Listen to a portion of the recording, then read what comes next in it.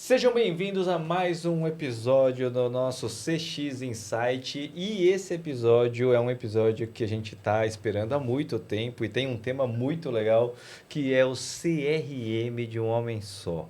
E a gente já estava aqui nos bastidores, já esquentando os motores. A gente já teve muito papo que correu. Pessoal, a gente vai ter que recapitular tudo que a gente... Foram muitas conversas já, né? Já, vocês adiantaram muito tema, então assim, se preparem pra gente trazer de volta. Tá Mas eu ótimo. tô aqui ao lado da Renata, do Bruno, da Karen e gostaria que vocês dessem a sua introdução aí, 140 caracteres, pra gente ir direto ao ponto. Uau! Vamos lá? Parou ímpar? Por favor. Primeiras damas, Bom, primeiras damas. sempre. Isso, tá ótimo. Bom, gente, estou muito feliz de estar aqui no podcast do CX Insights com o Ju, com a Karen, com o Bruno. Tenho certeza que vai ser um papo super bacana, onde a gente vai conseguir falar sobre o CRM para empreendedores, que muitas vezes tem um desafio grande aí para colocar ele no ar. Mas eu acho que a gente tem histórias boas para contar. Eu sou a Karen Monterley, estou na BRH São Paulo, atuando na cadeira de conhecimento e aprendizagem. Também sou mentora de liderança, trabalho com cultura, sou empreendedora e talvez por isso a questão do empreendedorismo, né? Como a gente olhar para essa jornada, para esse aprendizado, né? Então, o papo aí, o esquenta foi bom para isso também. Eu sou Bruno Gimenez, sou Head de Parcerias da Camel Co.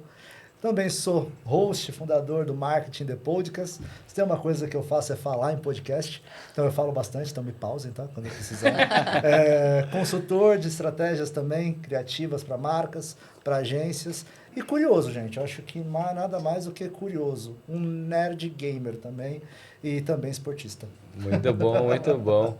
E a gente já estava aqui nos bastidores já contando um pouco sobre todos os desafios, né, que a gente tem enfrentado. Até vocês estavam comentando sobre os processos, tipo, o que estava trazendo. Putz, a gente tem que trazer da planilha para o CRM.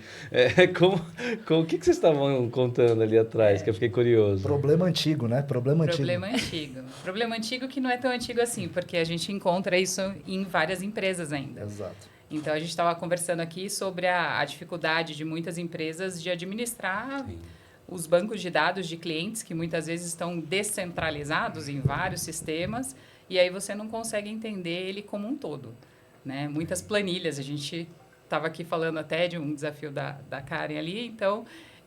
Um monte de Excel. Um monte de Excel. Um monte de Excel. Um monte de Excel. E aí, aquilo que poderia ser uma base se transforma em várias abas. Exato. Né? Só para dificultar a nossa vida. Informação descentralizada, né? No final das contas. Total. A gente fala hoje de Omnichannel, a gente vai falar bastante disso em algum momento aqui, imagino eu. E o CRM, ele ajuda muito isso. A planilha já dificulta um pouco, né? Não, tanto é que quem entendia de macro em Excel é tipo um deus, assim. Mano. É isso mesmo. Eu achei que a IA tinha matado isso. Não, o cara que sabe de macro de Excel, o cara é um monstro. Agora, somando mais a inteligência artificial, eu acho que a gente vai ter um outro patamar, né? E a gente já tem visto, né, os desafios de você pegar planilhas e colocar isso em inteligência artificial, né? O que vocês têm visto, assim, de pessoas imputando dados que deveriam ser no CRM na inteligência artificial? Olha, eu estou vivendo essa experiência, assim, bem experimentando, né?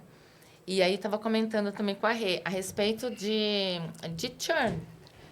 Então, quando eu começo a olhar essa base de dados, eu começo a olhar esses números, para que eu estou olhando esses números? Qual é o problema que eu quero resolver com isso? Né? Até para a gente ter clareza desse universo que a gente está trabalhando ali. E entender essa base de dados, né? E conseguir acompanhar, por exemplo, uma saída de clientes, no caso nosso, associados, é super importante. Então, esse olhar de uma jornada, os pontos dessa jornada que hoje geram os conflitos que nós vivemos e como que a gente poderia, então, a partir desse aprendizado, transformar isso em conhecimento e colocar em prática. Né? Então, hoje, para mim, tem sido um aprendizado com a IA E eu acho muito interessante quando as pessoas falam assim, mas você fez isso na IA. É verdade, fiz isso na IA. Porém, a gente precisa ter análise crítica e ter repertório para conversar com a IA, né? Perfeito. Porque ela vai trazer X conhecimento, que dependendo da forma que eu coloquei, fatalmente não vai ser o que eu quero ainda, então eu tenho que refinar isso, eu tenho que ir entendendo isso e tal. Mas é perfeitamente possível ter insights poderosos, né? E informações poderosas para tomada de decisão, né? Mas checar, né? Eu acho muito engraçado que o pessoal desenvolveu um superpoder, né, com a chegada da IA. Sim. As pessoas batem o olho nas coisas e falam, é IA. Então, e aí é uma coisa como que se, por exemplo, isso é uma... Elas descobrem. Eu tive muita discussão sobre essa questão de IA recentemente. Eu trabalho na parte de economia criativa. E aí, quando isso acontece, eu começo a entender um pouco dentro. É IA. Mas essa arte é IA. Mas esse raciocínio é IA. Mas peraí, gente. Hoje em dia, uma boa porcentagem usa IA. Que bom que a gente tem a IA para ajudar Que bom, isso, né? que bom. E ainda eu entendo que não é todo mundo, que é um pouco irreal para muita gente ainda. E existe aquela coisa, né? A gente chega na curva e ela vai caindo. A gente acha, por exemplo, que o Google vai acabar. E o Google não vai acabar. Na verdade, hoje eu saí de uma palestra onde justamente já está diminuindo ali a adoção em pesquisa de IA, e o Google está com, acho que era questão de 250 bilhões de pesquisa com 55 bilhões da IA. Então, uma coisa é diferente da outra.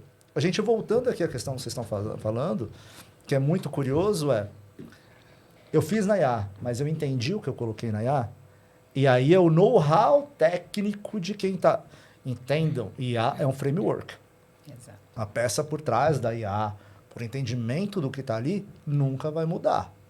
E aí tem alguns pontos que vocês trouxeram aqui agora, que é justamente... Eu divido isso em 3 pontos, que é o CRM como técnica, o CRM como ferramenta e uma IA. Quando a gente fala disso, eu colocar dados de clientes. Dentro de uma LLM, que a gente vai falar aqui, a gente vê que tem um mercado muito rico para a gente fazer as IAs proprietárias. E aí colocar guardrails, a gente colocar toda essa lógica para empresas não colocar dados públicos de clientes dentro de uma IA, né, que a gente sabe que vai acabar ficando aí mais aberto. Né? Exato. E essa é uma preocupação que todo mundo tem, né? Qual é o dado que eu estou colocando para fora? Então, se você tem uma plataforma que te ajude dentro desse processo, é muito importante. E outra coisa que o Bruno estava falando aqui, eu estava pensando, quando nós temos um histórico todo, porque quando a gente fala de CRM não é só base de dados de cliente, né? Sim. Muita gente acha que é isso. Mas, na verdade, é todo o histórico desse cliente. É a vida dele, né? O que ele comprou, quando ele entrou, por onde ele entrou, quais são os hábitos de consumo, então, qual canal que ele prefere conversar. Nós, como consumidores, a expectativa é que a gente seja atendido da forma com que você gosta de falar com aquela marca, né? Então, assim, tem marcas que eu falo, eu quero falar pelo WhatsApp, não quero falar pelo telefone, e a marca continua me ligando insistentemente todas as semanas para tentar fazer uma oferta, por exemplo. Que se ele tivesse feito pelo WhatsApp com a comunicação correta, talvez eu já tivesse comprado há muito tempo. Sim. Né? E essas ligações, é interessante isso que você está falando, que eu estou vivendo essa experiência. Né? Elas ficam insistindo, e aí eu fico pensando no custo disso. Né? Porque por trás disso tem uma gestão ali. Né? Eu tenho um posto de atendimento, eu tenho uma programação, eu tenho toda uma organização, e eu estou exatamente, ao invés de me aproximar daquele cliente, ou minimamente tentar entender o que aquele cliente quer, deseja, as suas expectativas, eu estou ao contrário, eu estou impondo o que eu quero que ele queira.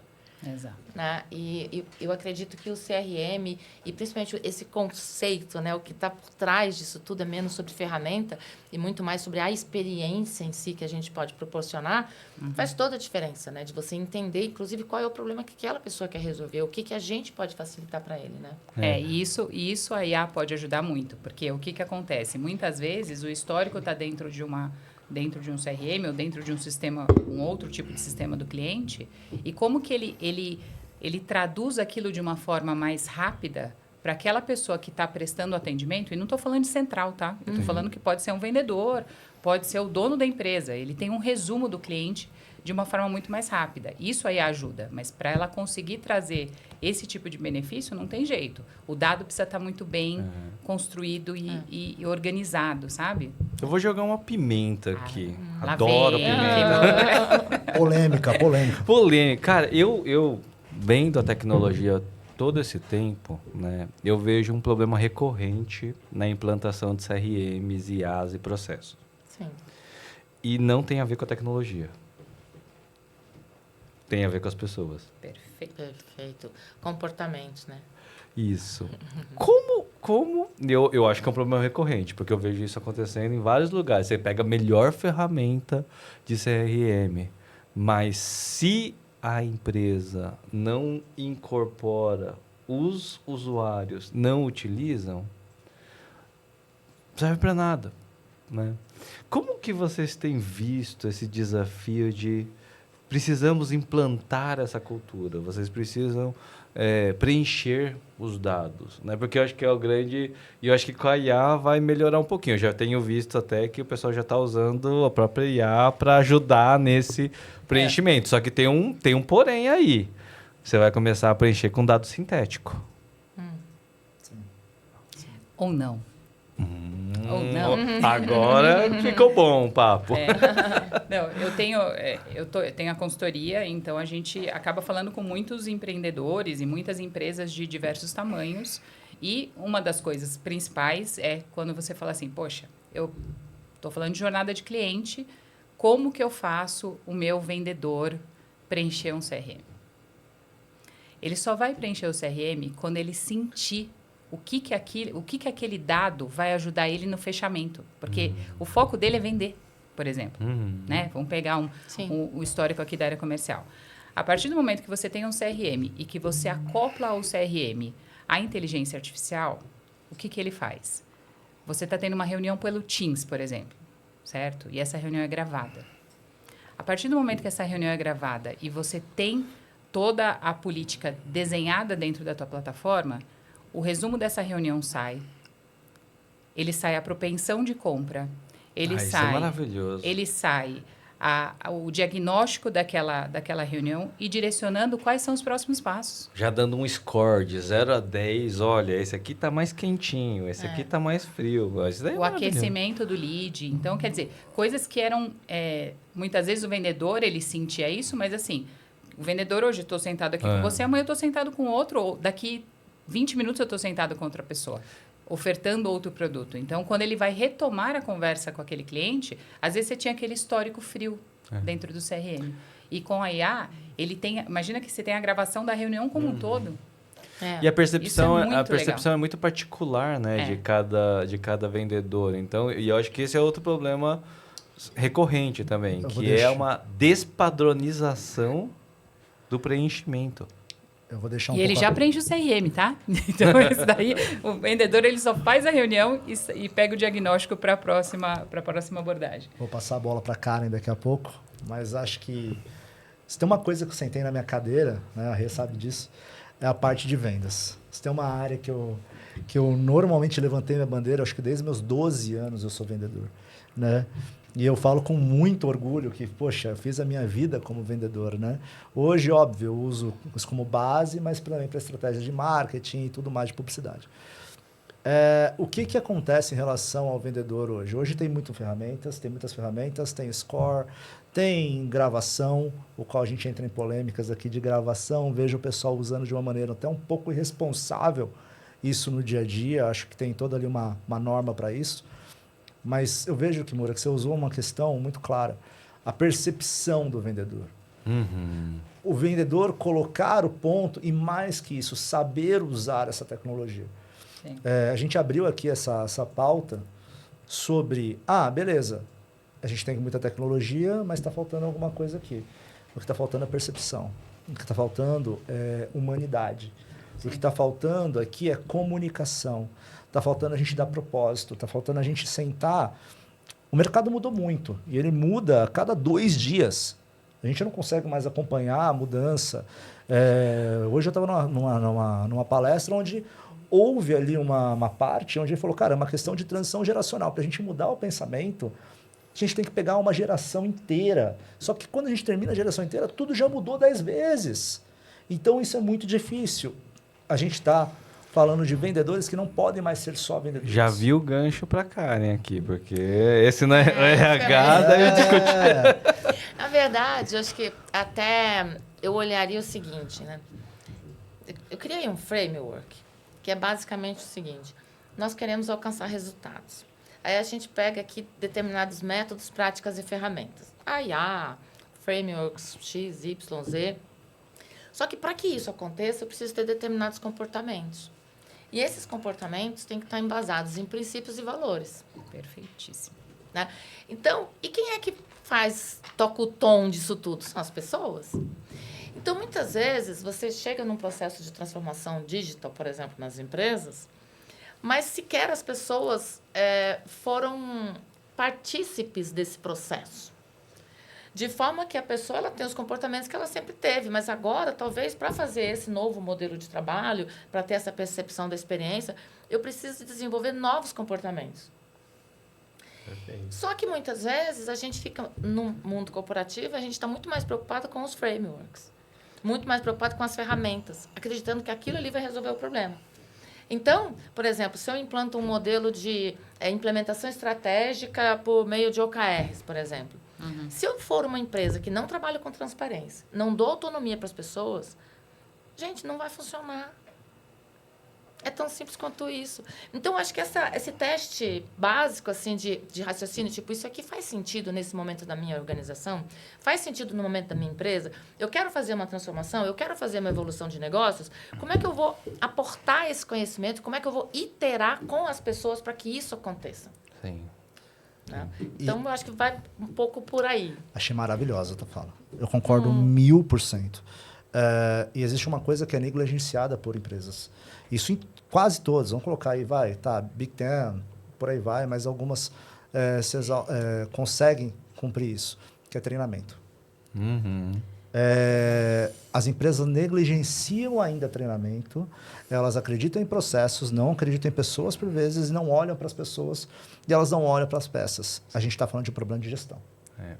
E é engraçado que assim, você tocou num ponto muito sensível, que é essa parte da educação, que é a própria educação da própria empresa mesmo, né? Eu estou lembrando eu estive no Facebook em 2014 e 2015. E eles tinham um processo que eu achei muito curioso e que eu não vi em nenhuma outra empresa, que é um bootcamp. Você tinha eu passei por esse bootcamp. Esse bootcamp, a gente conversava com todos os líderes de todas as áreas para você aprender sobre todos os produtos e tudo que a empresa faz. Para você saber quem é quem e para você desobstruir o quê? O fluxo.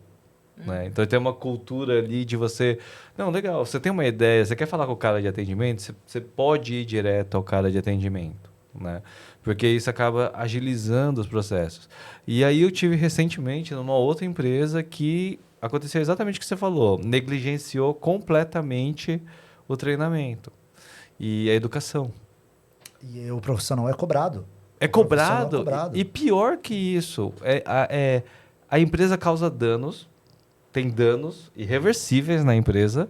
Porque assim, uma coisa é você fazer um processo de bootcamp, todo bonitinho, você passa por cada área, aprende cada ferramenta, aprende como usa, como preenche, você termina esses 10 dias, que muita gente considera uma perda de tempo.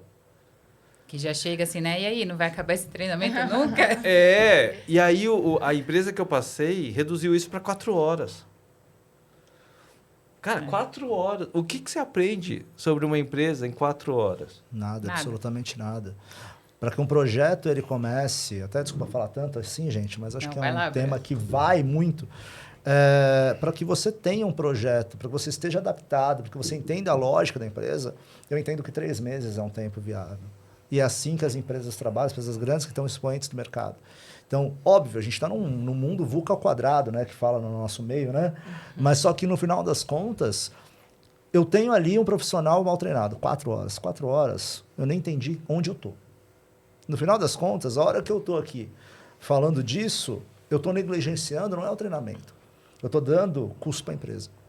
Eu estou negligenciando a empresa. Porque quanto que foi o processo de seleção? Quanto? Eu demorei 30 dias para a seleção. Eu dou 4 horas de treinamento. Como que funciona? Eu vou mandar aquela pessoa embora. Será que realmente ela era errada? Ou será que o meu processo está errado?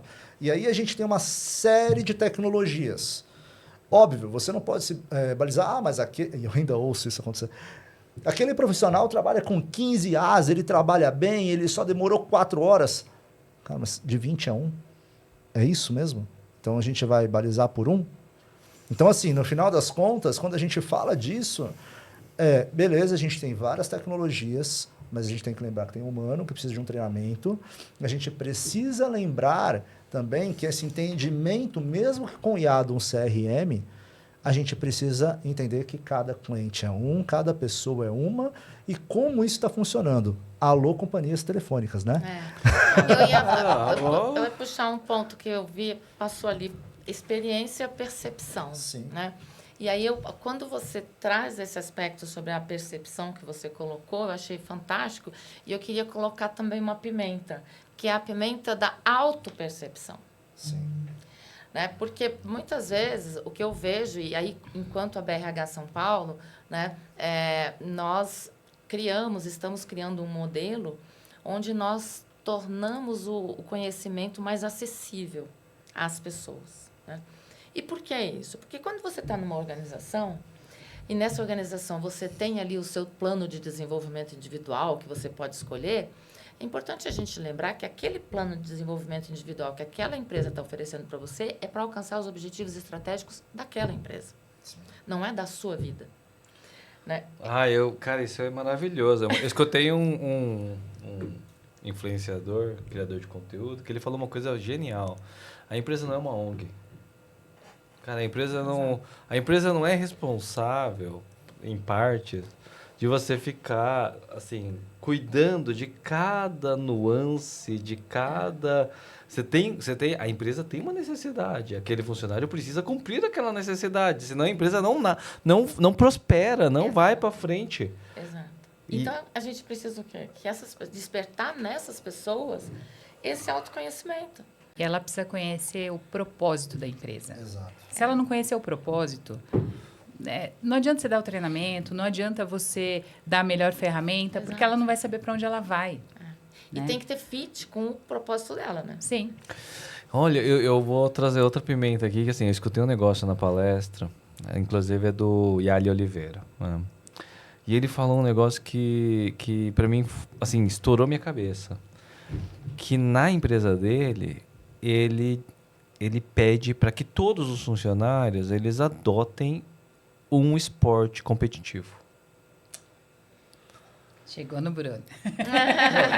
Eu tenho muita coisa para falar, mas vou ficar quieto. Cara, não, eu acho genial, porque assim, e ele deu uma justificativa muito plausível, que é você entender que uma pessoa que pratica um esporte competitivo, sabe lidar com ganhar, perder, disputa, ele é uma pessoa da cultura da empresa dele.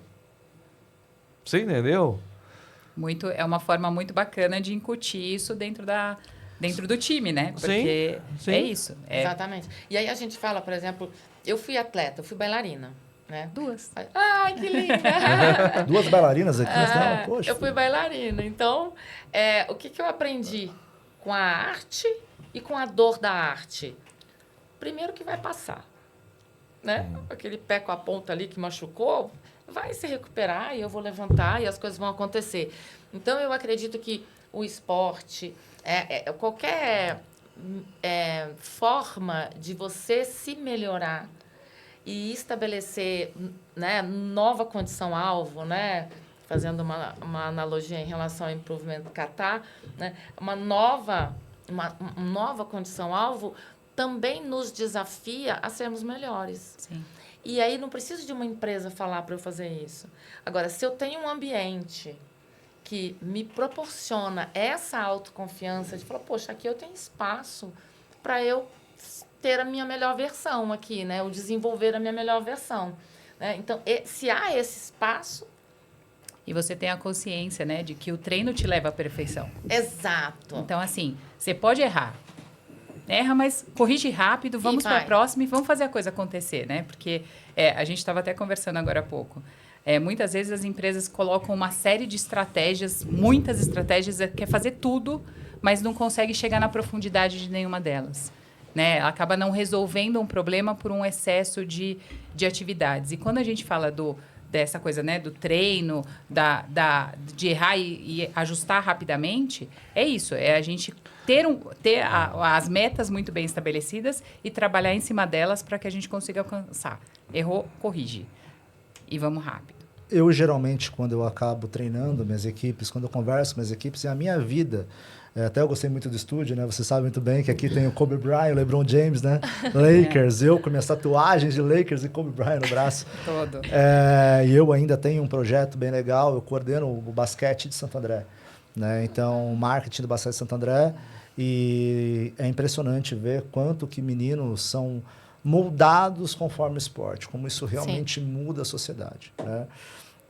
Eu faço muito essa analogia com meus times, que é justamente de, beleza, quando você contrata alguém que é do esporte, resiliência é base. A resiliência é base. Você não joga bem todo jogo, você faz uma temporada ruim, você não é bom naquilo, você tem que suportar dor, treino e tudo mais para poder fazer um jogo bom por vezes. Em equipe, é a mesma coisa. Em equipe, eu trago muita analogia do basquete, que eu falo, eu sou bom em passar bola. Talvez eu não seja bom pontuador. Pontuador é aquele meu outro. E eu preciso entender como que eu vou fazer essa junção de habilidades. Quando você vai para a cadeira de técnico, você olha, como eu faço o meu time ganhar? Será que eu vou olhar para a estrela? Será que eu vou olhar para o time rodar? Como que eu vou olhar para isso? Será que eu vou olhar diferente para quem está no resultado? Como eu vou lidar com a presidência? Enfim, por aí vai. A analogia do esporte funciona muito. E a gente sabe muito bem que eu preciso entender que... Eu até sou muito fã de Mamba Mentality do Kobe. Eu sigo a Mamba Mentality para minha vida. Né? E tem um corte dele que é muito, muito legal em vida. Né? Ele teve aquela queda, né? Então ele acabou falecendo junto da filha. E justamente ele falou, fala para ele, o que é fracasso para você? Para mim não existe. Fracasso para mim não existe. Simplesmente eu vou errar, eu vou acordar no outro dia, eu vou seguir o caminho e vou fazer de novo. Quando eu morrer, talvez seja um fracasso. Mas agora não. Não existe no mundo corporativo e nem nos esportes. Para mim é nessa linha que a gente pode seguir. Essa geração atual, e a gente começa a ver que, assim, muitas vezes... Eu tive chefes terríveis e chefes muito bons, né? E eu acho que os chefes que mais me cobraram, que foram mais incisivos, foram mais... como que eu posso dizer? Foram mais diretos.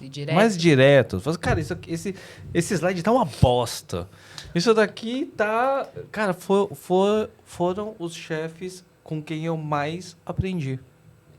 E eu acho que a gente está chegando num momento que é justamente isso. Assim, eu não sei quando ou como, tipo, eu incuti isso para minha vida. Eu recebo, assim, com qualquer chefe que eu estou trabalhando ou líder, eu sempre tento escutar e trazer uma coisa positiva de volta, né? Mas eu entendo, sim, que não é todas as pessoas que escutam uma crítica e conseguem reagir de uma forma positiva. Posso falar uma coisa sobre isso? Que eu gosto bastante dessa reflexão, porque, na verdade, muitas vezes tem pessoas que não reagem a uma determinada situação positivamente, porque talvez aquela situação não foi explícita. Uhum. Sabe? E aí, case real, né? Que ela viveu. E ser direta naquele assunto, entendeu? Então, por exemplo, fulano, você não fez isso, eu não recebi isso e eu gostaria de ter isso, sabe? Então, muitas vezes a comunicação ela é muito truncada, né? E eu vejo muito isso no RH, porque eu não sou oriunda originalmente da área de RH, então eu me tornei RH, né, numa determinada posição que eu assumi. Mas eu venho de uma área de excelência, então eu vim com outro olhar. Então, essa coisa do Kaizen, né, a melhoria contínua, ela faz parte da vida, né? Mas muitas vezes essa clareza junto às pessoas, né? O que você tem de expectativa sobre aquilo, não é dito. E muitas vezes também eu observo no dia a dia que essa falta de clareza também traz uma falta de uma assertividade na devolutiva para aquela pessoa, para o feedback para aquela pessoa. E aí ela fica na interpretação. Então, quando a gente deixa uma determinada situação por uma interpretação, ou, enquanto líder, a gente não tem consciência de que aquela postura nossa, aquela mensagem que a gente está passando pode chegar de um outro jeito. Vou pegar um exemplo bem bobinho. Por exemplo, vamos supor, eu trabalho numa empresa, o diretor passa aqui e fala assim, eu preciso falar com você. Ele foi embora. Depois eu passo. Primeiro dia, segundo dia, terceiro dia. Para o diretor, às vezes, é uma coisa tola. Ele queria lembrar alguma coisa. Mas para aquela pessoa que não sabe o que é, já cria uma série ela de situações já vai na fantasiar cabeça. aquilo. Então, eu acredito muito numa comunicação mais autêntica e assertiva. E aí depende da forma. Eu vejo isso bastante. Hoje é muito engraçado, né? Porque na gestão a gente acaba vendo duas abordagens, né? E aí eu gosto até de trazer um pouco daquele livro da Netflix. Sim. Liberdade com Responsabilidade. Sim. Né? E eu meio que me encontro nesse papel. E eu entendo o que você está falando, porque muitas vezes eu quero algo e eu falo assim, a meta é XYZ. Como você vai fazer? Não me importa. Agora, você imagina fazendo um paralelo? Se as empresas já têm uma dificuldade tão expressiva, e isso não é que acontece raramente, não. É frequente o problema de comunicação dentro das companhias. E não só entre colaboradores, às vezes com o teu público e tudo mais. Existe um problema sério de comunicação. Agora, você imagina o seguinte, quando a gente fala de IA, o que você está fazendo com a tua IA ali, né? Com o seu assistente?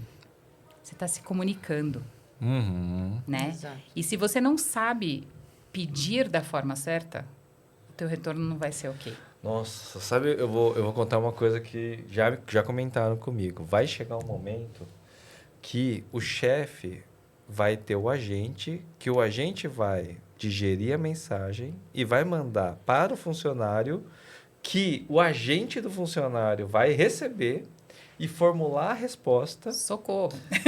E nisso foi o dia todo de trabalho. Não, mas... E já é... Se você parar para pensar em grosso modo, né? Se você parar para pensar, deve ser uma situação que já acontece. Porque daí o funcionário vai, peraí, como eu falo melhor com o meu funcionário sem... Aí ele vai, escreve, aí ele manda no WhatsApp. Aí o que o funcionário faz? O funcionário dá o Ctrl+C, pega a mensagem, joga no ChatGPT e fala, como eu respondo da melhor forma... E aí perde toda a essência, né, das Exato. pessoas. É isso que eu tô Cara, mas pensando. imagina quanto isso deve estar acontecendo nesse exato momento. Sem dúvida. Mas se você pensar assim, eu acho que a utilização da IA para você, por exemplo, eu vou fazer um one-on-one com o meu colaborador. Ou até para o empreendedor que, de repente, está assistindo o one-on-one, estou fazendo uma conversa, estou dando um feedback, né? Ou outra nomenclatura que se usa aqui. Mas você imagina o seguinte, eu estou conversando com ele, a IA pode me ajudar a trazer o dado mais estruturado, né? Trazer os números dele, trazer alguma coisa que eu possa trazer no coaching dele de uma forma mais bacana. Agora, não para perder se a gente perder essa coisa do pessoal, né, da máquina pensar de como que você deve falar com aquela pessoa. Mas eu acho que é exatamente isso que está acontecendo nesse momento. Não é a primeira vez que eu escuto gestores falando que estão fazendo isso, assim. Tipo, estão melhorando. O que ele faz? Ele, às vezes, é um gestor que está trabalhando... É uma pequena empresa do interior de Minas Gerais que tem, sei lá, meia dúzia de funcionários...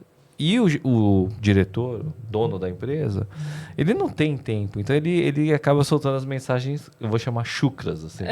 Não é? Pô, por que você não fez isso? Aí o funcionário já fala assim, mas ele falou grosso comigo. Olha como ele falou, né? Tipo, não tem isso, assim? Tem. Ai, ele falou grosso comigo, né? Então, ele já vivendo isso, ele tá... justamente mitigando e terceirizando isso para IA. Mas eu vou, já que vocês colocaram pimenta aqui, eu vou jogar logo pote de pimenta aqui. Delícia. Será? Vamos fazer um jantar mexicano. Vamos fazer aqui, vamos fazer uma parede aqui também. Mas assim, no final das contas, eu acho que eu jogo uma outra questão, uma questão mais ampla para isso. Será que as lideranças estão prontas para IA? Será que a gente está vivendo uma era de gestão, uma era de transição aqui? Uma era de transição, eu me pergunto muito, e até em episódios do meu podcast, a hora que eu estive conversando com headhunters, conversando com o pessoal de recursos humanos, que hoje também tem um papel muito diferente. Era muito difícil você ver esse level de recursos humanos, por exemplo. Hoje não, hoje já é uma questão que é realidade. Né? CHRO, né? No final das contas, que é o C-Level de recursos humanos, ele está ganhando uma notoriedade justamente porque está se perdendo essa humanidade na hora da gestão, na hora de fazer o propósito que é da empresa, o propósito da área. Só que também você tem o RH, que eu me pergunto, está tendo agora um boom, né? E tem IAs para poder identificar um currículo com IA. Tem IA para você cobrir o que é uma resposta com IA. Eu vou jogar mais pimenta, então. Vamos jogar mais pimenta. Imagina a seguinte situação. Hoje, home office já é uma realidade, certo? Sim. Você contratou o cara no Acre. Como você tem certeza que essa pessoa existe? Cara, a gente tem um caso muito curioso, que é um caso aí que fica na nossa Deep Web do trabalho, né? Que não lembro onde aconteceu, não lembro exatamente a história, mas que alguém na Índia não trabalhou durante 2 anos terceirizando o seu trabalho para uma rede de outros profissionais. Estava de férias, não trabalhou, enfim, teve toda uma situação. Quando descobriram, mandaram esse cara embora. 2 anos. Não, você imagina que hoje em dia você tem IA que ele transcreve ele grava a sua voz e qualquer coisa que foi escrita fala com a sua voz. Né? As IAs de imagem... Ele fala com a sua voz, ele Sim. responde com entonação diferente. Sim. As imagens estão ficando cada vez mais precisas. Sim. Então, assim... Eu vou pegar o copo cheio, pode ser? Copo cheio. Vou pegar o copo cheio disso tudo, sabe? Assim, como uma boa otimista transbordar, realista. Sabe por quê? Adoro o positivismo, adoro. Porque, na verdade, assim, isso não quer dizer que eu esteja aqui falando sobre alguma instituição. Eu estou falando como Karen, né? Eu, como líder, eu prefiro que gere-se o resultado, né? E sem ditar como a pessoa vai fazer, porque talvez se ela tem um espaço seguro para experimentar e ela experimenta e aquilo dá certo, gente, que maravilha. Todo mundo ganha. Que maravilha, que bom que você está testando isso. Vai fundo, testa mesmo e me ajuda a melhorar isso, sabe? Então, talvez... Ainda, e aí você falou de liderança, né? Num tempo em que eu vejo, estava comentando com a Rê, eu vejo pessoas mentorando líderes que nunca sentaram numa cadeira de liderança, então realmente a gente espera ver muitas outras coisas.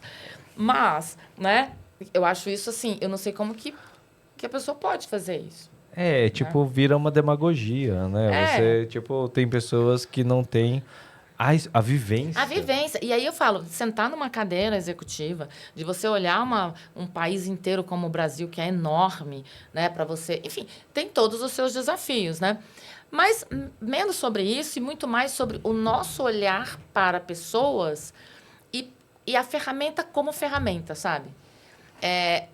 Chegou a IA? Chegou. Eu vou lutar contra isso? Não. Esses dias eu estava numa palestra... E uma pessoa de RH comparou a IA com um Telex. E eu achei isso, assim, bastante significativo. Talvez... Telex? Exatamente. Traduz que eu tô meio perdido no Telex. Você lembra disso? Não. Você sabe o que é isso? Não sei. O que é Telex? E eu achei isso super interessante, porque eu falei assim, gente, olha o nível de tecnologia que a gente está comparando este assunto. Eu estou falando de um instrumento, sei lá, década de 80, 70, sei lá quando foi que aconteceu, né? E que, sim, foi importante naquele momento, né? Trouxe toda uma disrupção, de certa forma. Telex é aquele que você fica... Exato. Mas você imagina que a gente passou por várias evoluções que mudaram a história. Exato. A gente... se você for olhar, 20 e poucos anos atrás, a internet estava começando. Não tinha no dia a dia de trabalho. Exatamente. Hoje você não vive sem internet. Não tem um dia que você não dá um Google ali. Exatamente, mas o ponto aqui é a gente ter a capacidade, na minha opinião, da expansão que significa uma IA, né? E de toda a sua potencialidade a partir de uma utilização consciente, de um aprendizado e tal, do que você pegar algo que é estanque e que simplesmente se perdeu no tempo. Né? A gente está falando de evolução aqui. Né? Eu vi um projeto de uma empresa que eles começaram a implementar IA fazendo shadowing. Sabe o que é shadowing? Eles botaram um programa para rastrear todas as atividades que você está executando no seu computador. Cliques, né? Clique, Também, sim, movimento, Isso foi tal. usado muito na pandemia. Quando eu escutei isso, eu falei, meu Deus, e agora? Segura, né? Porque eu particularmente, eu gosto, porque é ao lado de aprendizagem da máquina, eficiência, copilots, né? Por outra perspectiva, né? Por Você outro lado, né, o monitoramento, vamos dizer, excessivo dos computadores pode ser uma coisa não só... pode ser invasivo e pode ser, dependendo de como acontecer, pode ser invasivo e pode ser danoso. Sim. Com certeza, com certeza. E aí vem outros exemplos que a gente poderia citar nesse sentido, né? Acho que, como você disse, na pandemia se usou muito. A gente vê vários casos, inclusive, de acompanhamento mais de perto dessa produtividade, né? E aí eu me vejo, assim, como essa pessoa que está sendo monitorada, né? A inspiração, né? Acho A criatividade. A criatividade, né? A minha intenção, muitas vezes pode se perder nisso tudo, né? Então... eu volto para a questão que é menos sobre ferramentas e mais sobre o comportamento esperado, né? Mais sobre pessoas, porque a gente não vai conseguir matar a tecnologia. A gente precisa aprender a conviver com ela, né? Exato. Eu já ouvi de tudo. Eu já ouvi, a IA é uma questão passageira. E quando eu ouvi isso, eu falei, cara, tá, beleza. Meu Deus, onde esse cara tá vivendo? Já ouvi coisas que é hype, enfim. E eu estou vendo agora a questão da volta para o trabalho presencial. Sim. E aí você vê a Amazon, você vê essas empresas falando do trabalho presencial. Mas a gente não consegue liderar. E até se você me pergunta, eu acho que o híbrido é o real hoje. Estávamos exatamente falando sobre isso. Exato. A importância, assim, muitas pessoas dentro do home office trabalham e produzem muito mais, porque você tem um momento de concentração e você tem um momento que você está interagindo, mas também o olho no olho faz muita diferença. Faz, e é uma questão também de cultura da empresa. Sim. É muito difícil, às vezes, só no digital, o Meet, ele não... existe esse contato humano que o Meet não vai trazer, não traz. E há situações e situações. Eu vou trazer aqui que, assim, o meu caso, home office, eu amo. Não, eu também. Eu sou super a favor. Moro no interior, pessoal. Então. Porém, eu tenho uma filhinha que nasceu no meio da pandemia e, infelizmente, assim, a minha produtividade caiu, sim. Por quê? Porque você tá lá trabalhando, aí você vai falar assim, vem dar um chamego aqui. Né? Aí acabou a produtividade, né? Então, assim, eu já sinto a necessidade do quê? De ir para esse híbrido, eu ter o meu tempo de sair do circuito, né? E a interação humana, eu acho que assim, quando você está no escritório, nem que seja no momento que você vai tomar um café com a pessoa, você vai além do trabalho. Com certeza. Quando você está só naquela coisa do digital, você tem pouco tempo dessa descontração que você faz uma equipe realmente acontecer. Né? E sabe uma coisa? Já passo para você. Não, imagina. Duas mulheres... Imagina, duas mulheres falando.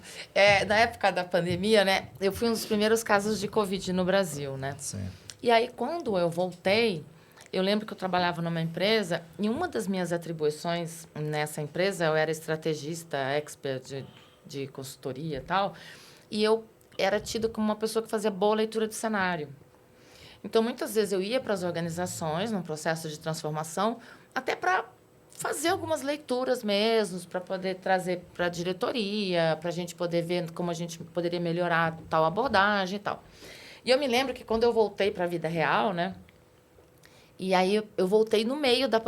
Eu dormi sem a pandemia e acordei com a pandemia e tudo remoto, Todo né? mundo, todo mundo. Eu lembro que eu fiquei assim, pensando, e agora, o que eu vou fazer se leitura de cenário era um negócio que eu sabia fazer bem, né? Agora não tem cenário aí para eu ler. Ou cenário online. Exato. Aí foi o...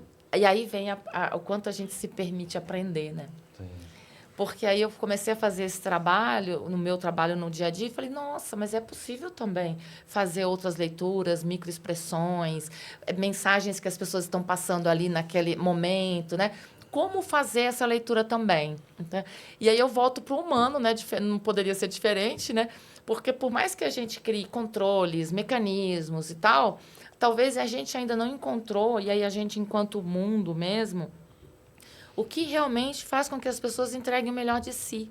Sim. E a empresa ela pode estabelecer o controle que for. Gente, eu trabalhei com processos na minha vida e políticas. Toda política que eu conheci que foi criada é porque alguém tinha feito alguma coisa que precisou criar uma política para que aquilo não se repetisse. Sim. Não é sobre isso? Um procedimento e tal? Então, poderíamos olhar ao contrário, né? Ao invés de criar uma política, assim, entender, mas por que isso está acontecendo para que eu possa criar um ambiente favorável para a obtenção de resultados mais sustentáveis, né? Eu gosto dessa visão positivista. Eu faço uma pós-graduação de neuroliderança positiva. Então, geralmente, eu gosto dessa questão positiva. E eu olho para esse cenário de uma maneira que eu também tenho 2 filhas, né? Eu tenho 2 filhas, no caso, minha mulher está grávida, então eu tenho uma filha de 7 anos, há 1 ano me mudei para o interior. E lá eu fico, lá eu não venho mais. Venho uma vez por mês e está ótimo. Então, para mim, também eu sou defensor do home office. Mas também eu tive uma questão do home office que eu olhava para minha cama e falava, cara, eu lembrava de trabalho, eu não conseguia mais desligar, que é o que você falou. E por vezes, uma situação de trabalho que você está ali presencial, você resolve em 1 minuto e meio, onde você mandou ali no WhatsApp, de chat, a pessoa não viu depois de 4 horas, e você está com outros X problemas ali resolvendo já, e aquilo posterga e vira uma bola de neve. Agora, sobre liderança, sobre a questão, até para fechar esse raciocínio, sobre, beleza, eu tenho um problema com home office. Eu tenho um problema de liderança, tenho um problema que a minha equipe tem que controlar o clique da minha equipe. Cara, peraí. Que tipo de líder é você? Porque, no final das contas, liderança, ao meu ver, é confiança. Sim. Eu preciso ter uma equipe que eu confie. Então, para as minhas equipes, elas sabem. Eu vou treinar, estou junto, mas eu preciso confiar em você. E quando você entra, o alinhamento de expectativa é esse. Exato. Padrão. Senão vira um inferno. Exato. Eu não quero saber o que você vai fazer na segunda-feira à tarde. Eu quero saber da questão de entrega da quinta-feira, que é o nosso prazo. Exato. Sabe? Só que isso, por mais que pareça ser simples, ele não é. E eu acho que é por isso que hoje tem o seu level, que é de recursos humanos.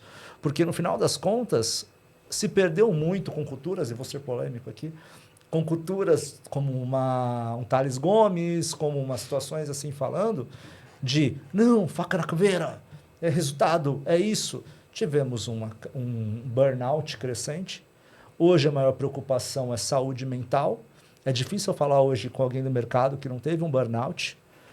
Eu até conversei com gente que estava com 3 pontos safena. E aí, no final das contas, você fala, pô, tem NR1 hoje, que cuida da saúde mental. Hoje é uma lei que a empresa pode ser penalizada. Como que você vai lidar com isso? É confiança, é você ter um ambiente colaborativo onde não exista medo também. Eu preciso de ajuda. Os times precisam se conectar, como o caso do bootcamp que você trouxe. E aí a gente volta para finalizar essa fala longa do CRM, que é o cerne da questão. A gente está falando de relacionamento. Você perdeu o relacionamento com a pandemia.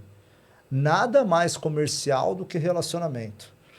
E aí você vai olhar para todo esse cenário, você tem uma perspectiva, e quando você fala de CRM, você está falando de equipe de vendas por muitas vezes, que equipe de vendas é descentralizada, que está ali tomando um café, que está por ali entendendo todo o cenário. Como que você controla isso se não pela confiança? Então, quer dizer, então a gente vai ficar data freak mesmo, vai entender que tudo é dado, e aí até um ponto meu de economia criativa que é marca. Todo mundo hoje fala, beleza, tudo tem que ser metrificado, tudo tem que ser canais de atribuição. Mas peraí, então você está querendo me dizer que aquele ali que não aceitou o cookie, eu posso metrificar ele? Não, e é uma outra questão que a gente não sabe a qualidade dos dados. Se Exato. entra merda, sai merda. Exatamente. Exato. E eu acho que esse leva a gente a um outro ponto que acho que a inteligência artificial ela vai ser positiva e negativa, que é justamente os inputs de dados nas ferramentas de CRM. Porque você deu um bom exemplo, né? Você vai entrar numa call, faz um meeting, faz a gravação do meeting já automaticamente sai um transcript e você usa isso para alimentar a base de dados daquele cliente. Então, isso vai agilizar, com certeza... Uma série de processos. Nossa, eu imagino que isso... Porque, enriquece. Você imagina que um vendedor, antes, ele vai fazer uma oferta para um cliente. Ele precisa estudar aquele cliente, ele precisa estudar o concorrente, ele precisa fazer as perguntas certas. Sim. E muitas vezes aquilo fica meio... Ou ele vai seguir um script, que é horrível, isso nem para telemarketing de venda se usa nunca, né? Você vai obter pontualmente as objeções daquele cliente. Sim. Então, imagina você estar conversando com um cara numa reunião e aí acabou 2 horas de conversa. Cara, eu não de verdade, você faz 2 horas de reunião num Meet, eu já não lembro mais do que você falou nos primeiros 15 minutos. Não. E 10 reuniões por dia. Reuniões por dia. Não, impossível. É impossível. Aí Então, você tem uma ata depois, no final, e aí ele fala assim, por favor, elencar todas as objeções e todas as lacunas que eu preciso enviar para esse cliente para fechar. Cara, isso é genial. Você sabe que eu, na carreira executiva, eu sempre fui de anotar muito. Né? Mesmo presidindo reunião, muitas vezes, eu sempre fui de anotar. E muitas vezes, não foram poucas, as pessoas chegavam e falavam assim, olha aí no seu caderno o que o cliente falou ali, porque a gente ficou devendo tal coisa. Por quê? Porque a pessoa está tão assim... Ia lá e anotava nada e depois não lembrava. Porque você está falando agora, imagina que eu trabalhei com atendimento. Então, eu estou aqui falando com uma empresa de telefonia que tem um determinado problema. Daqui a pouco eu estou falando com uma empresa de pet. Daqui a pouco eu estou falando com uma empresa de aluguel de carro. São problemas diferentes e que se você não tivesse ali, chegava no final do dia... Cadê a ata da reunião? Cadê a... Ninguém, não é todo mundo que anda com uma secretária falando, faça isso para mim. E aí tem outro aspecto também, que é a presença, né?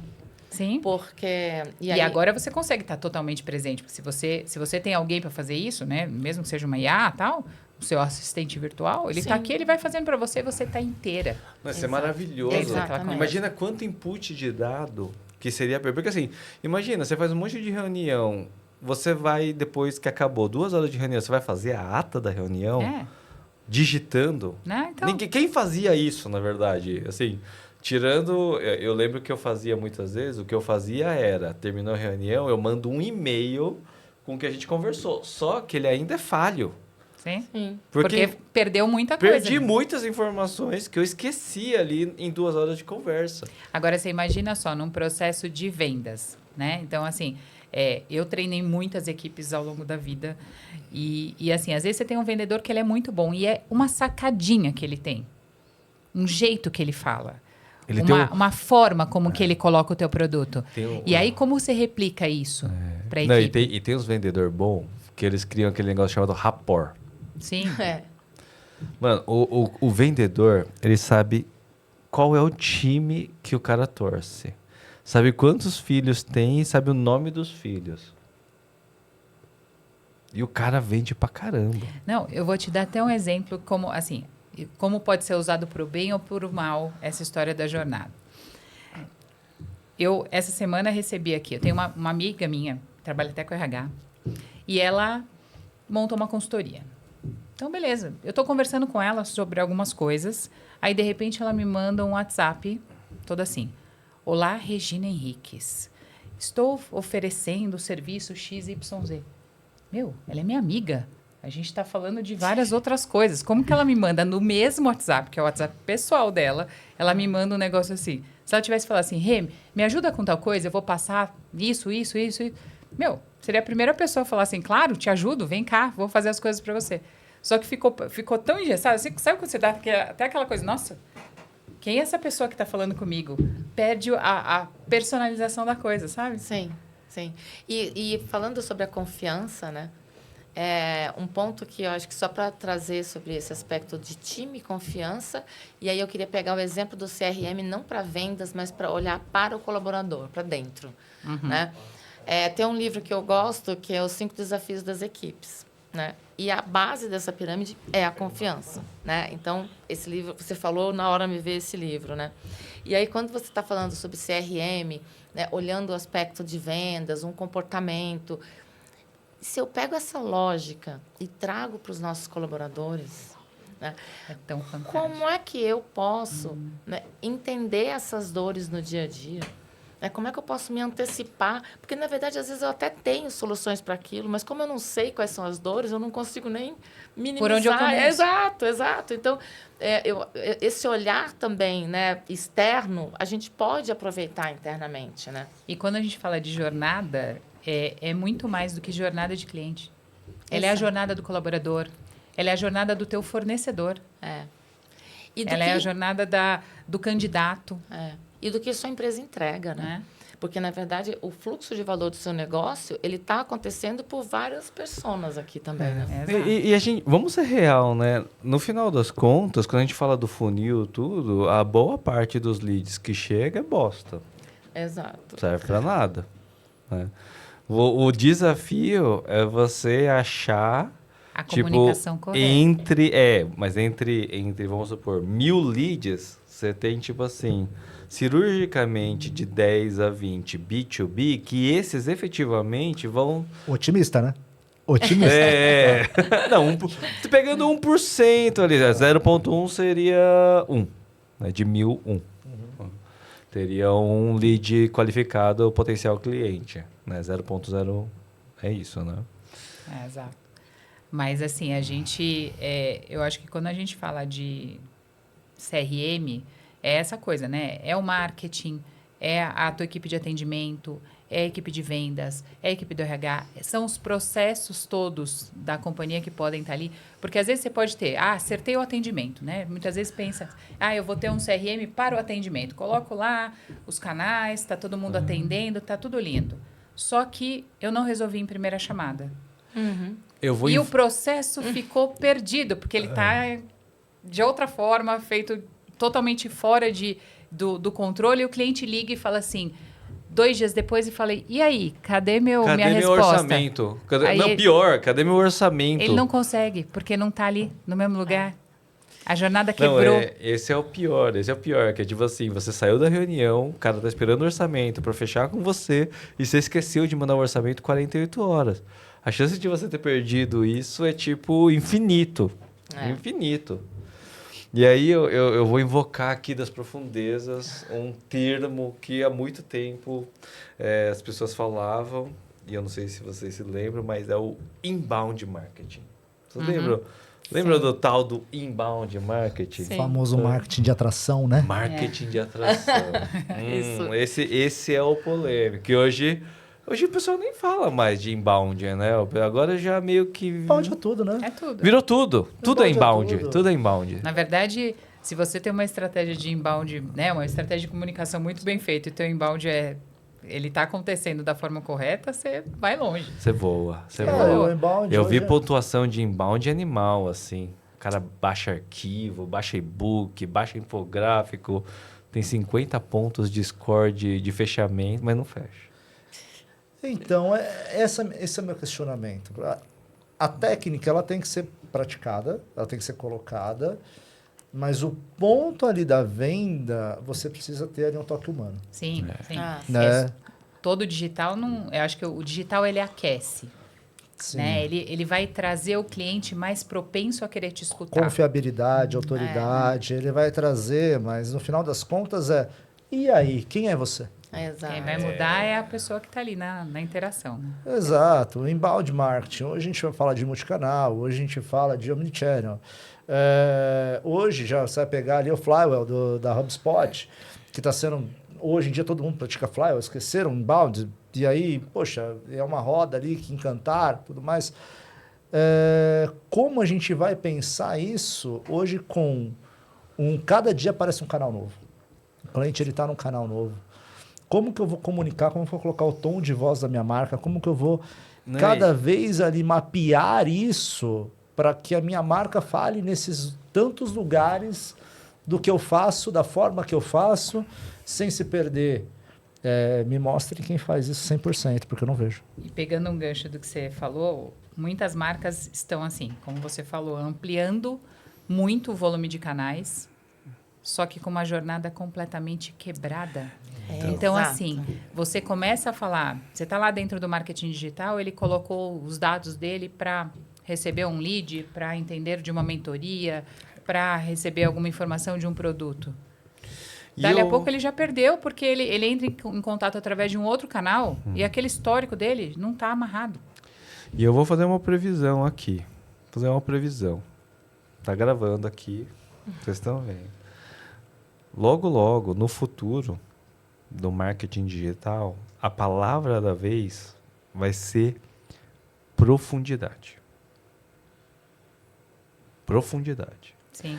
Por quê? Porque a superficialidade do negócio, e aí a gente já tem umas estatísticas que aumentou, por exemplo, com a IA, aumentou cerca de 60% a produção de conteúdo na internet. E o engajamento caiu 40%. Sim. Então, quando você começa a ver essas estatísticas, você vai ter que... Você entendeu? Vai ter uma crise de conteúdo. Que é ótimo, né? Para quem tem profundidade, é ótimo.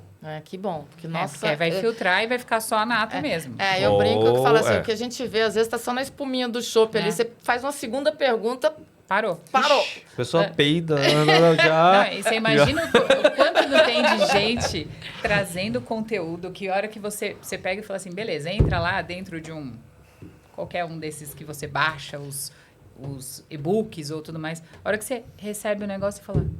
Cara, É isso? que isso? Isso foi feito no chat GPT em 3 minutos. Fez no chat GPT em 3 minutos e assim, todo o gasto, né, de mídia e tudo mais, o cara tá ganhando, porque tá lá bilhetando toda hora que alguém pede aquilo ali. Mas a hora que você recebe o conteúdo, você fala, eu não indico nem para ninguém aquilo. É porque foi a captura do lead de maneira desleal, inclusive. Desleal.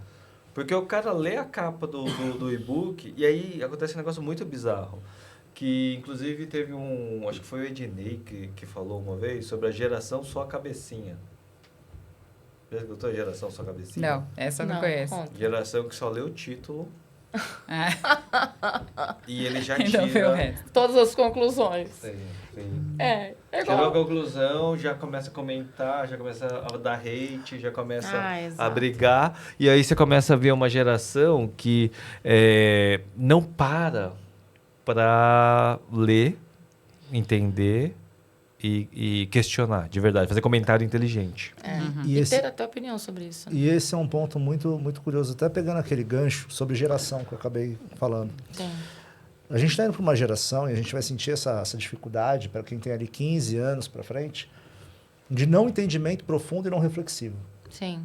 Não entendimento profundo e não reflexivo é um problema, porque a gente vai ver muito desses materiais genéricos, a gente vai ver muito de pontuações que não são tão cabíveis para o negócio, e a gente vai ter ali quem lê, quem tem uma reflexão sobre temas, entende pontos de entrada do marketing, por exemplo, da comunicação, fazendo diferença.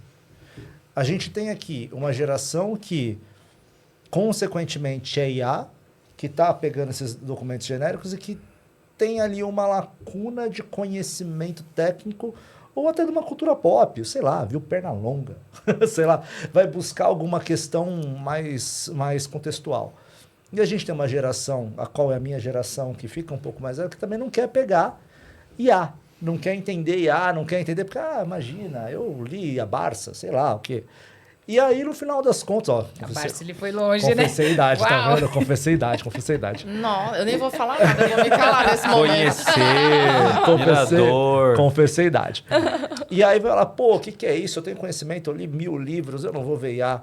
Só que quem está nesse meio termo, quem entende, que precisa entender é IA, e que tem o know-how de conhecimento histórico e contextual, vai despontar. Sim. Com E certeza. vai conseguir fazer um trabalho exponencial. Eu uso sempre a minha base, porque minha base é economia criativa, é algo que eu sempre estou dentro disso. E eu vejo cada vez mais hoje, em conversas que eu tive, que é a nova onda, né? Que é a influencer B2B, né? Que é uma Influencer onda, B2B. Influencer B2B, que é a nova onda agora.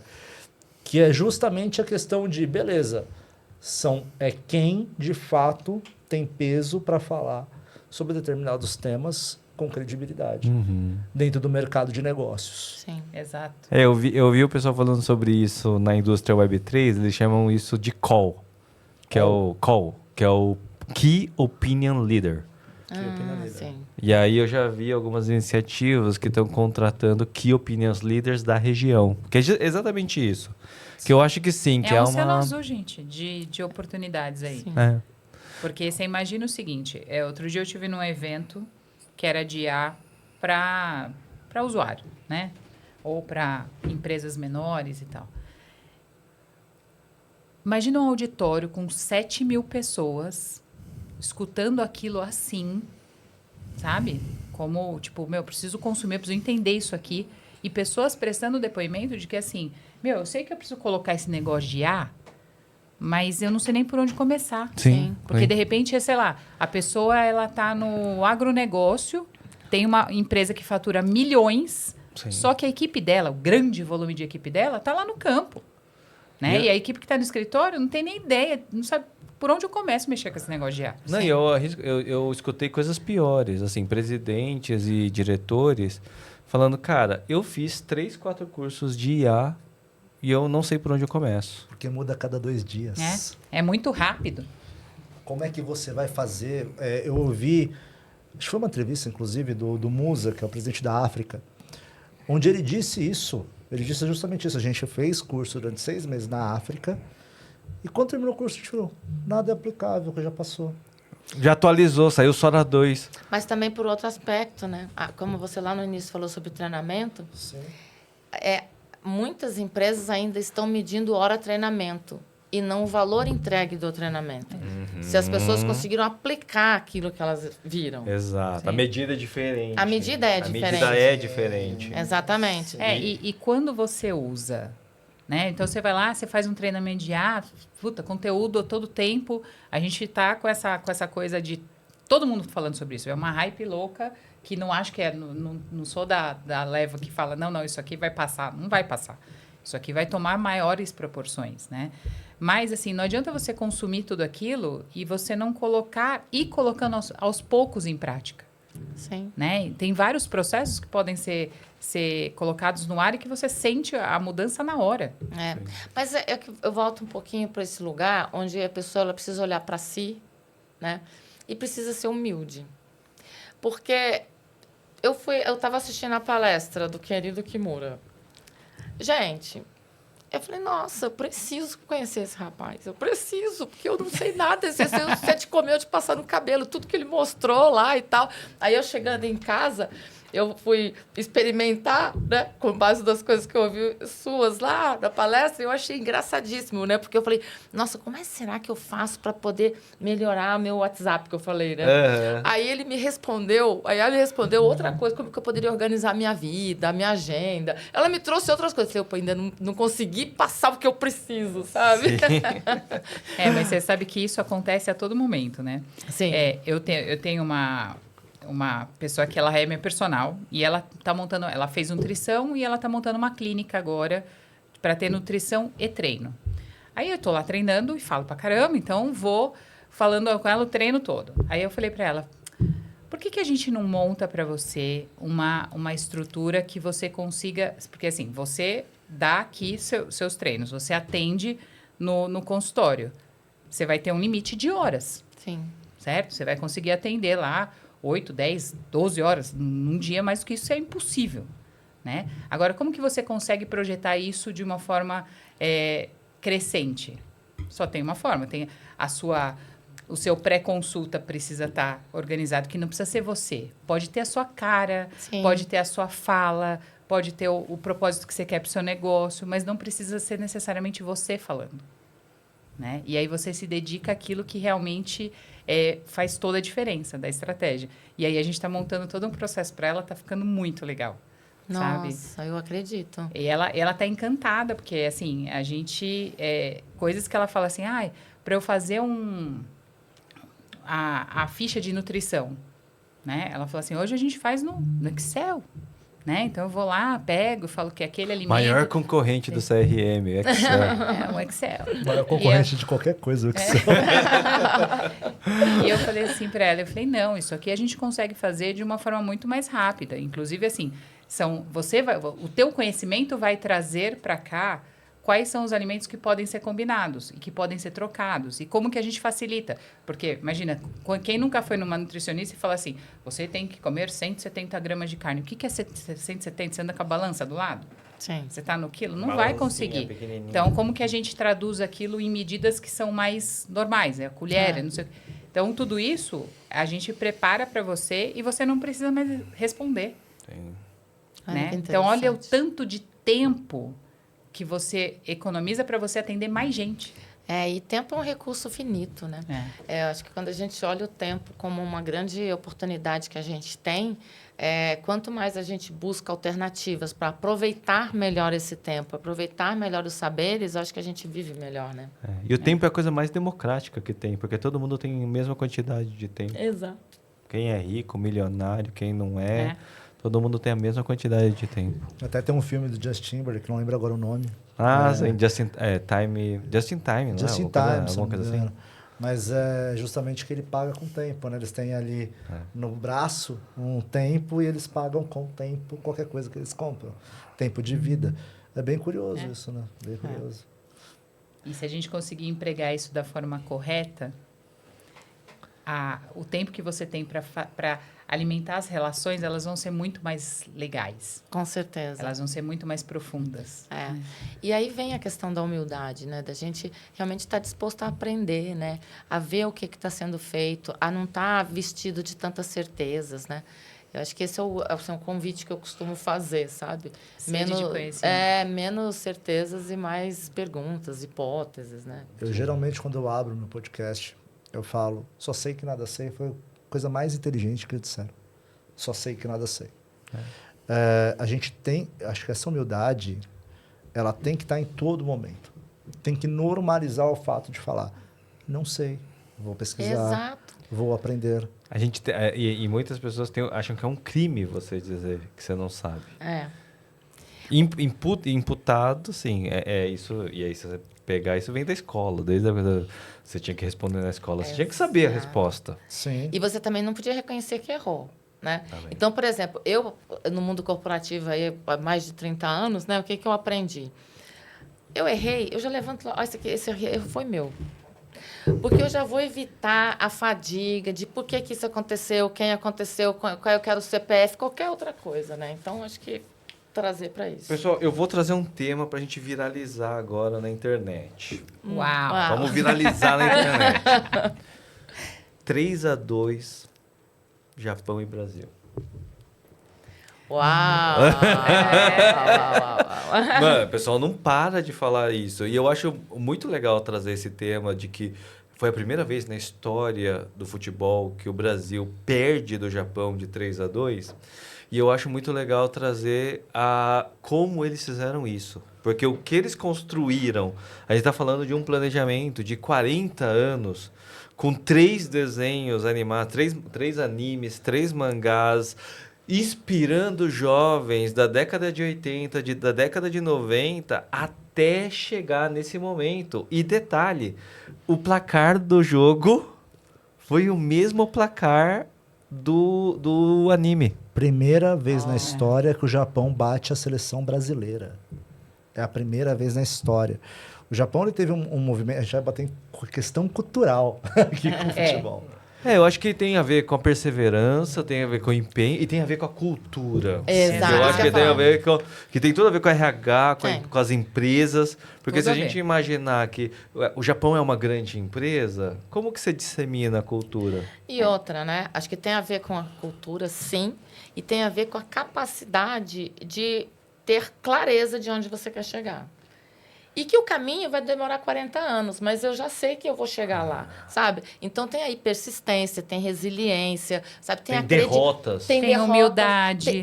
Tem acreditar Tem tudo. que é possível. Porque lá atrás alguém falou assim, pô, eu consigo vencer o Brasil no jogo, ó. Você imagina assim, fazendo um paralelo com a China. Gente, hoje é uma superpotência que você olhava assim, tudo que tá lá é aquela coisa do fake, né? Do Aquela mal coisa do feito. mal feito e tal. E hoje eles são uma superpotência, por quê? Porque eles tiveram a humildade, né? E a estratégia, porque eu acho que não é só a humildade, Boa, é a estratégia você trouxe... de pegar e falar assim, bom, vamos, abaixa aqui, vamos aprendendo com as necessidades que os grandes centros têm e uma hora a gente toma conta disso aqui. É o que aconteceu. Não, e é como você vê, por exemplo, assim, quando você fala de um sonho, o sonho há 40 anos atrás era inimaginável o Brasil ganhar. Quer dizer, o Japão ganhar do Brasil. Era inimaginável. E eles imaginaram ali. E isso foi pregado, quando a gente fala de gerações, a gente está falando de temporadas, a gente está falando de ano após ano, a gente incutindo isso nas pessoas. E eu acho Isso muito... cultura. É cultural. É cultural. E é o paralelo que é o seguinte, você pega os desenhos japoneses, cara, o herói só se fode. Ele só se fode. Eu sou um nerd de anime, dessas coisas. Eu sou um nerd, muito nerd.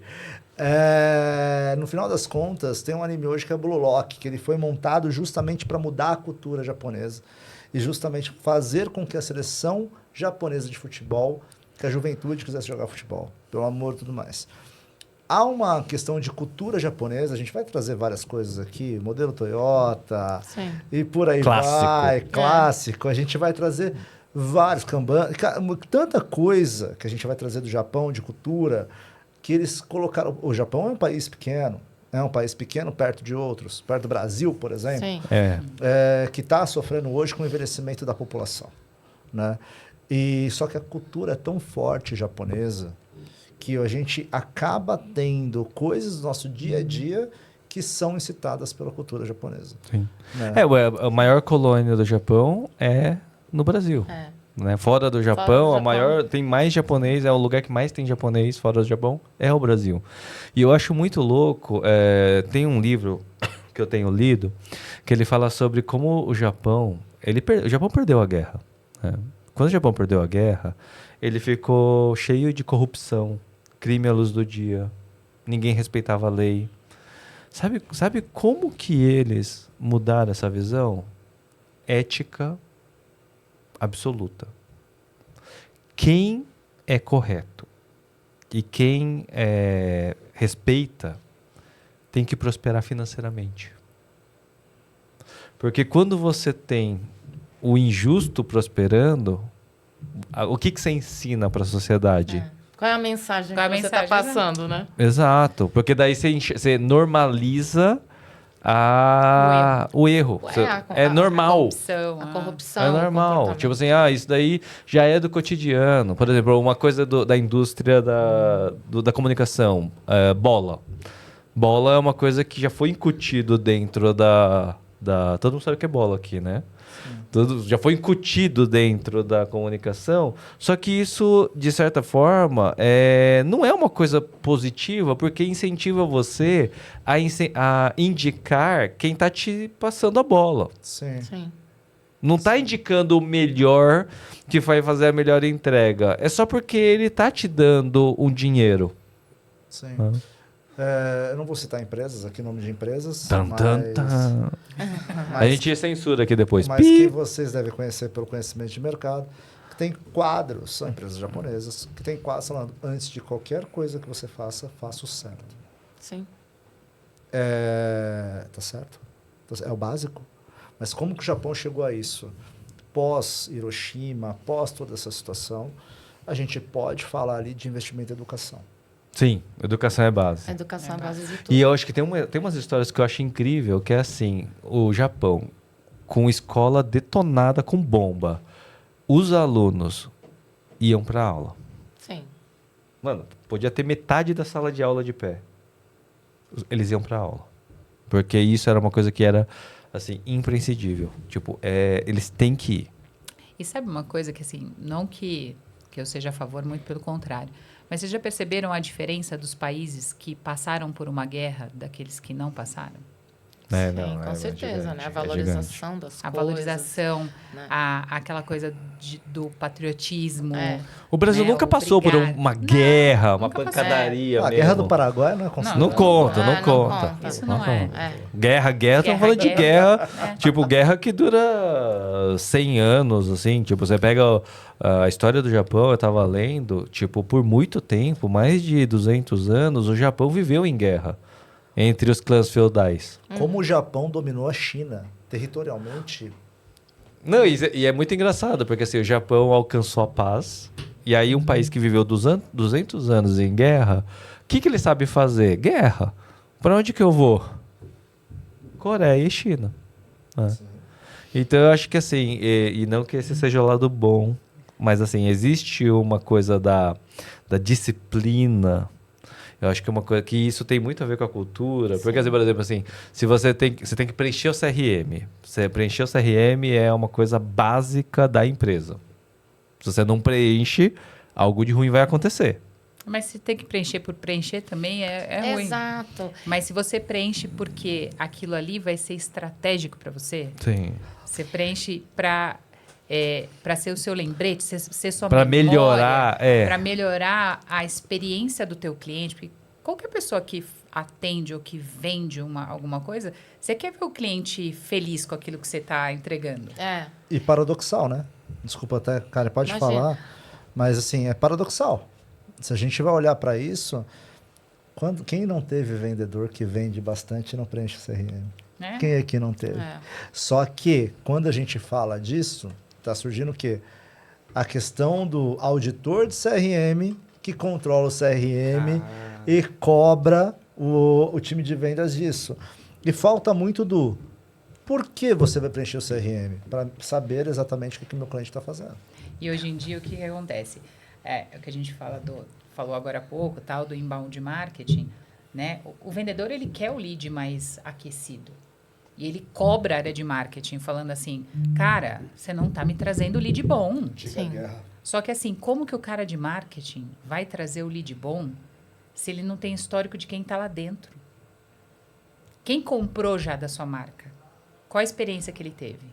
O que ele tem de coisas boas? Perfil da empresa, o perfil, cargo. as manifestações que ele tem com a sua empresa, a forma de compra, qual foi a comunicação que foi feita para que ele comprasse. Tudo isso faz parte de um histórico que ele alimenta a tua estratégia para o futuro. E tem um outro aspecto também que eu, pelo menos, observo, e pode ser que seja uma pimentinha também, essa questão da gente ficar o tempo todo, muitas empresas, olhando para a concorrência, né? O fulano está fazendo tal coisa, então eu tenho que fazer também, né? E no final a gente acaba olhando para o retrovisor e sempre atrás, né? E eu acredito que um CRM, onde as pessoas, elas façam os seus apontamentos, né? A partir da sua essência, e que ela entenda que aquilo é importante não só para a empresa, mas também para ela, né? Ela vai conseguir extrair informações dali, ela vai otimizar o seu dia a dia, ela pode vender mais, ela pode melhorar a sua rotina, etc. É uma outra perspectiva. Então, eu volto para a questão da cultura, que o fato de eu fazer algo ou ter que fazer algo, não é porque alguém está me mandando fazer, é porque eu acredito que aquilo tem sentido para o que eu quero alcançar. Exato. Eu não preciso de alguém falando o tempo todo o que eu tenho que fazer, né? Daniel Pink tem um livro dele que eu gosto bastante, que ele fala, se você contrata pessoas inteligentes e vai dizer para elas o que fazer, melhor nem contratar a pessoa inteligente, não é? Exatamente. Gasta menos. Gasta menos, contrata a pessoa que você vai dizer tudo para ela o que ela tem que fazer e pronto, se ela concordar com isso, vai em frente, né? Isso é bem polêmico mesmo, porque a gente começa a ver uma cultura que ela está se conflitando, né? Assim como você tem líderes que cultivam essa liberdade, você tem líderes que cultivam o contrário. Por quê? Por medo, né?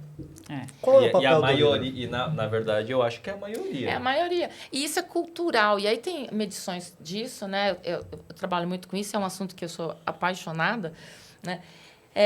E tem medições de cultura, né? E cada método acaba tendo uma forma de medir a cultura. E eu volto para a pergunta, afinal de contas, o que é cultura, né? E eu brinco que cultura hoje é uma palavra grávida, né? Ah, isso aqui é cultura, aquilo é cultura, tudo é cultura. Mas, assim, o que significa cultura para você? Para esta instituição? Então, quais são os pontos do dia a dia que eu estou passando mensagens que constroem ou destroem a minha cultura? Né? E assim, para que a gente existe, né? Exatamente. E quando você fala em cultura, só pegando esse gancho, né? Esse é um nível de consciência, quando a gente analisa uma expansão de consciência na cultura, é um nível muito alto, se é que eu poderia traduzir isso em níveis. Eu, pessoalmente, não sou muito favorável a níveis, tá? Por quê? Porque quando eu saio das minhas necessidades básicas aqui, né, a hierarquia de Maslow mesmo, e começo a buscar minha coesão interna, começo a buscar o impacto que eu quero gerar na sociedade, eu estou expandindo a minha consciência para essa cultura.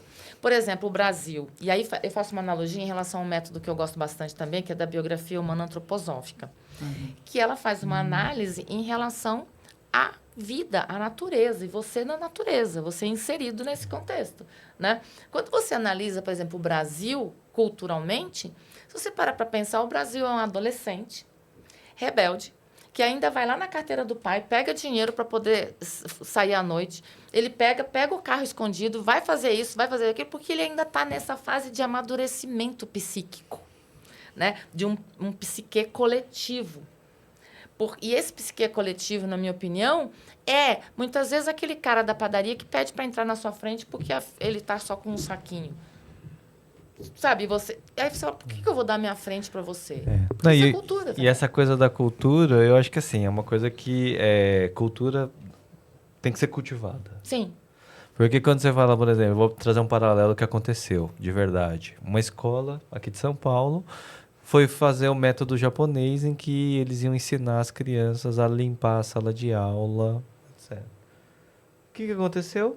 Os pais processaram. Que coisa, não? Então, assim, já tem uma coisa muito errada já que sim, precisa ser trabalhada na base, né? Porque, por exemplo, aí o pessoal fica admirando, nossa, os japoneses depois do jogo limparam todo o estádio.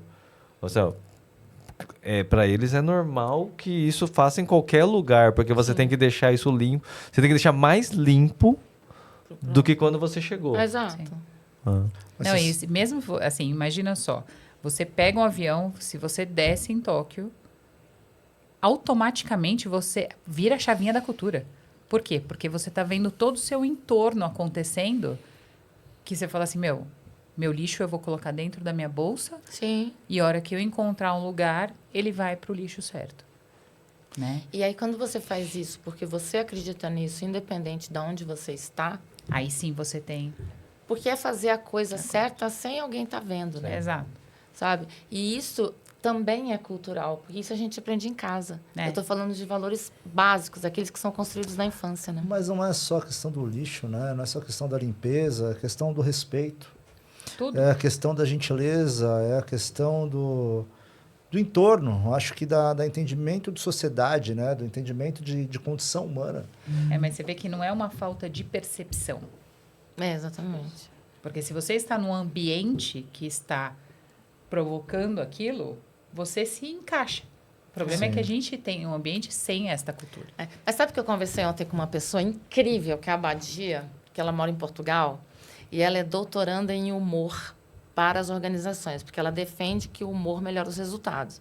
Então, eu precisava me conectar com uma pessoa assim, né? Porque... Felicidade no trabalho, por aí também, né? Mas é muito maior. Acho que felicidade no trabalho ainda é só a espuminha do chopp, sabe? É incrível o trabalho dela.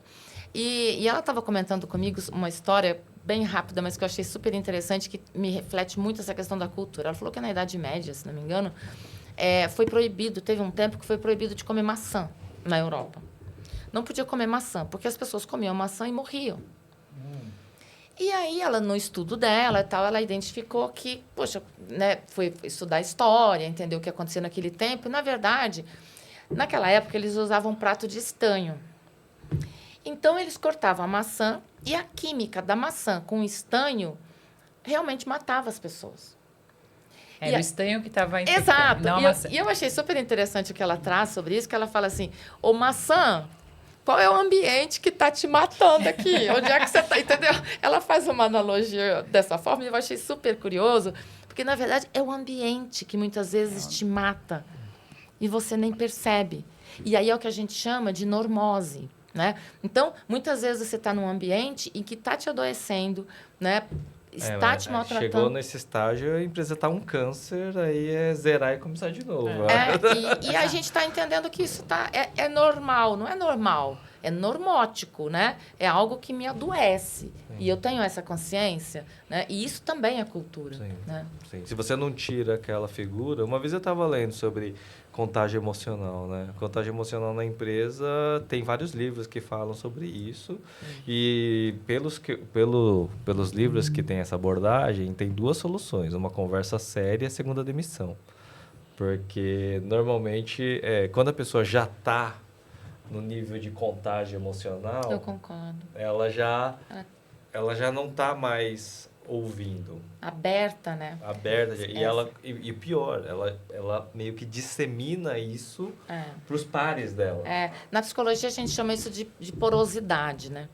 O quanto essa pessoa está porosa para receber coisas. Sim. Porque se ela está seca, se ela está dura, né? Por mais que a gente chegue, converse, traga, demonstre, aquilo não conecta com ela, né? Não tem esse sentido vibracional, sabe?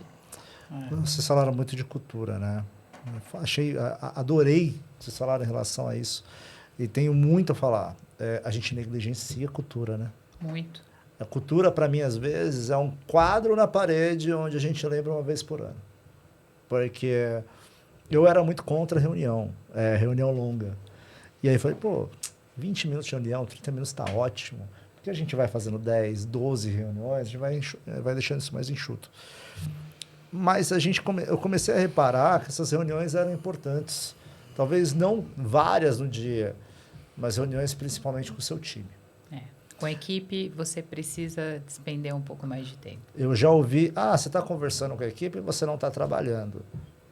Falei, cara, gestão é você desprender tempo com a sua equipe.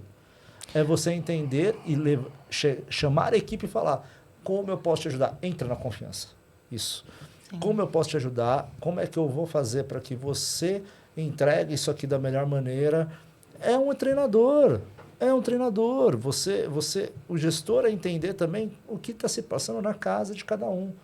Eu me lembro muito bem dessa história de híbrido e tudo mais.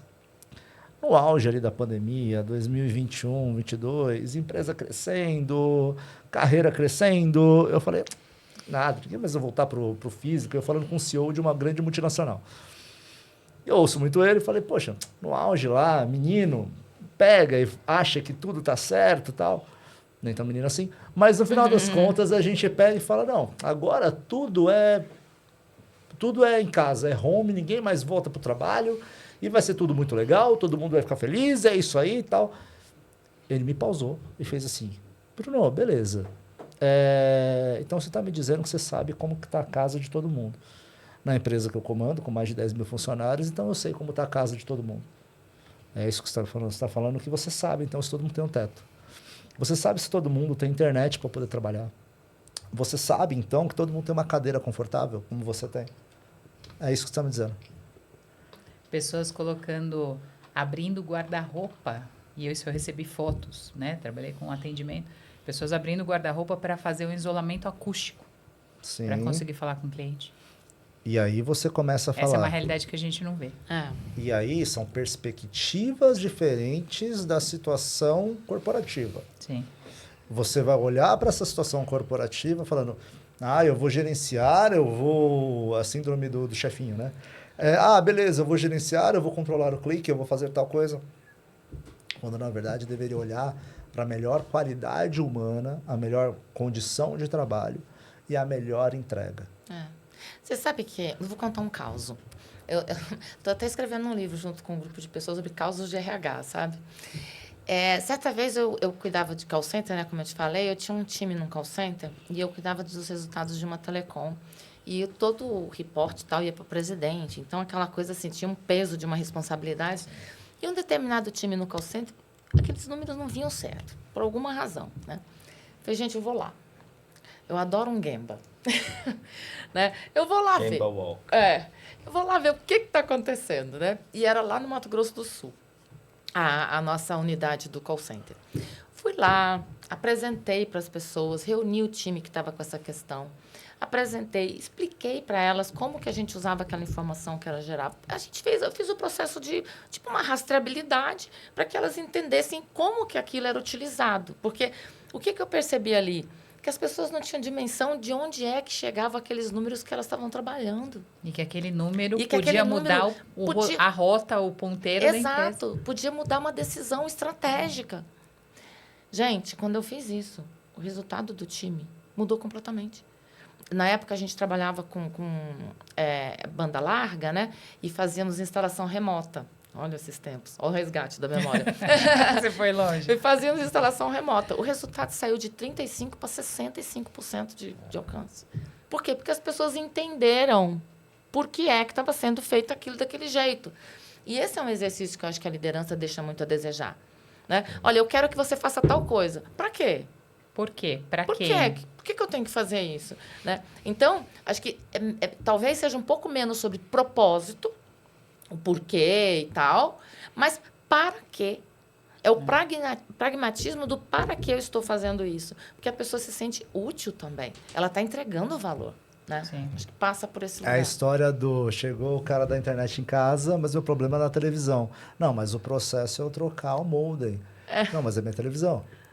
E aí você vai explicar, você fala, não posso acreditar. Você vai desinstalar tudo para levar esse modem. E não vai resolver o problema da televisão. Olha, eu vou contar. Eu só quero minha TV funcionando. E o contextual, o contextual. Preciso trazer o contextual, que é o porquê. Você vai atender, você vai entender o cliente, é o porquê que você está falando. Sabe o que aconteceu? Eu te digo, por exemplo, desculpa, cara, mas assim, o dono, quando você fala de um negócio menor, o dono, muitas vezes, ele tem a dor do crescimento. Sim. Por que isso? Se ele vai lá na tua casa para fazer, ou vai arrumar o problema da sua internet, ele vai lá, ele vai entrar embaixo do seu móvel, ele vai arrumar e vai dar um jeito da tua internet estar funcionando. Porque ele sabe que, para ele, você é o cliente. Você é o importante, entendeu?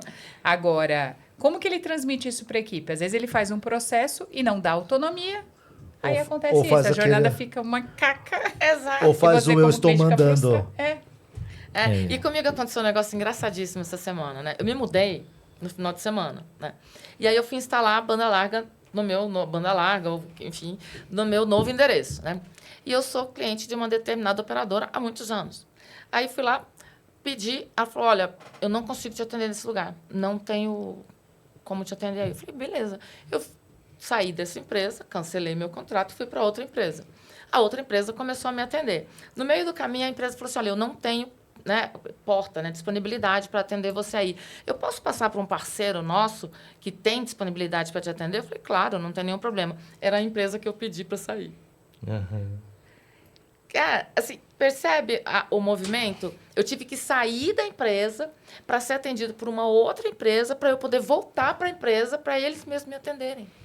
Exato. E o entendimento do processo aí é só processo. E ninguém está entendendo o que está acontecendo no outro lado. Exato. No final das contas, parece que ninguém está preocupado com que o cliente, com a dor do cliente. Mas você sabe que às vezes é simples. Que é simples. Exato. Às vezes é simples. É simples. Às vezes é banal, assim. É tipo a minha TV funcionando. Eu poder mandar um e-mail. Eu poder fazer... Eu não ter que repetir de novo, né? Eu já abri um ticket, já abriu um chamado, e aí outra pessoa te atende e você tem que contar a história inteira. Quem nunca viveu isso? Quando a gente teve o auge de Customer Success Experience que tem hoje em dia? Nunca teve tanto. Nunca teve tanto. Essa é uma área que hoje tem diretorias, tem até C-Level em algumas empresas disso. Sim. Por quê? Porque justamente é quem entrega a questão do cliente para esse pessoal de estratégia de negócio. Para o dono da empresa, né? Dependendo também da empresa. Quando a gente vai falar disso, tem aquela síndrome do, não, beleza, já diria Abílio Diniz, né? Saudoso Abílio Diniz, processos e pessoas. Só que quando você tem a dor do crescimento, isso eu vejo muito, só processos. Então vamos colocar aqui 300 processos e 1 de pessoas. Opa, peraí, mas não era para deixar tão robusto o processo, não era para deixar pesado o processo e esquecer de pessoas. Ao mesmo tempo, como que a gente vai pegar e vai controlar isso? E aí esquece de quem? Do fundamental, que é o cliente. a escutativa, que eu acho que assim, desde sempre eu tive que usar muito isso com todos os meus times. Sim. A gente cria, não é porque a gente está, às vezes o cara está sentado aqui na central, ele cria produto, ele muda estratégia de preço, né? Ele cria jornadas, ele muda processo. Por quê? Porque ele é o ouvido que está mais próximo do cliente. O cliente está falando ali. Então, como que eu traduzo isso para dentro de uma empresa? Exatamente. Essa é uma reflexão importante que eu acho que todo empresário deveria ter. Como que toda a oportunidade que eu tenho de falar com o meu cliente, eu vou trazer esse input para dentro de casa. Acho que você usou uma palavra fantástica, que é o traduzir a voz do cliente, assim, o traduzir, né? E eu até sugiro, assim, interpretar, né? Porque eu acho que tanto o colaborador numa jornada como o cliente, ele expressa suas dores. Sim. Mas muitas vezes nós somos simplistas nessa leitura, né? E às vezes é o que eu vou fazer primeiro para resolver isso aqui, né? O que dá para fazer agora, e só que aquele arranjo acaba ficando e a gente não evolui. E isso é muito comum nas empresas, né? E aí volta para a questão da liderança, né? Sim. Pessoal, eu sei que a conversa tá maravilhosa, entendeu? Mas a gente... Tá chegando a hora tá do chegando, programa terminar. tá. Então, acho que pra gente caminhar já pros finalmente, recados finais de cada um de vocês. Já lembrando que teremos o 3º episódio na semana que vem, então não percam. Legal. Bom, eu acho que a gente estava aqui, esse episódio foi bem direcionado para o CRM de um homem só. Então, aqui a gente falou muito sobre liderança, sobre estratégia, sobre uma série de coisas. Eu acho que assim, o empreendedor ele precisa ter um olhar muito focado dentro do cliente dele, dentro da jornada que ele está proporcionando, desde a hora que ele põe o primeiro anúncio lá no marketing, até a hora que ele tá dentro de um pós-venda. E não só com o cliente. O cliente acho que é onde toda a empresa para olhar, mas assim, todas essas jornadas que a gente falou aqui de quem é meu colaborador, quem que é o meu fornecedor, né? São também estruturas que promovem o teu negócio e que vão fazer com que ele cresça, né? Vai ser nutrido aquilo. Então, acho que meu recado era esse. Olha pro teu cliente, escuta o teu cliente, faz o processo para atender ele. Vou pegar esse gancho e vou ressignificar o cliente para pessoas, né? Escuta, né, as pessoas, né? Entenda as pessoas, busque entender. E se não entendeu, pergunte de novo, né? Porque quem gera resultado nas organizações são as pessoas, sabe? Isso para mim é muito importante dizer sobre isso, né? Porque as pessoas elas têm as suas questões próprias, né? Jung dizia, né, as pessoas diferentes preferem coisas de forma diferente. Então, como que a gente pode entender isso tudo e ser um facilitador, né? Remover esses impedimentos para tornar essas relações realmente em experiências incríveis, né? O que eu tenho para falar eu acho que, antes de tudo, conversem com as pessoas. Se interessem pelas pessoas. Saibam quem são as pessoas. Talvez dê negócio, talvez não, mas um aprendizado ali. Entenda que as pessoas não são uma nota de R$100. Eu vi isso daí de C-levels falando, cara, eu não quero que me vejam como uma nota de R$100. Pessoas são pessoas. E isso é uma questão do CRM. Isso é uma questão de você entender e não só olhar para fora, se relacionem com pessoas, entendam, porque uma informação que a pessoa 1 pode te ajudar com a 2 pode ajudar com a 4, com a 10 e por aí vai. E outra coisa, entendam, a gente tem que voltar um pouco às vezes para a base e entender que eu tenho grupos de interesses internos e externos, falando techniques, stakeholders internos e externos. A gente precisa entender isso, entender que o teu colaborador, ele é o teu maior vendedor. Sim, verdade. Eu vou na contramão de todo mundo aqui e vou falar para vocês se conectarem, desobstruírem fluxo, né? Se vocês puderem utilizar ferramentas mais potentes que podem, por exemplo, através de uma API, através de uma conexão, você consiga dar celeridade ao processo, faça. Bom, pessoal, nossa, preciso ir muito ao banheiro. Pessoal, muito obrigado pela audiência. Foi um episódio incrível, muitos insights. Vamos deixar os contatos aqui na descrição de todo o conteúdo. Não percam também no Instagram. Vai ter os cortes também no Instagram com os melhores momentos, melhores falas. E não percam o próximo episódio, porque a gente vai continuar colocando fogo no parquinho. Beleza? Valeu, pessoal. Obrigado. Obrigada.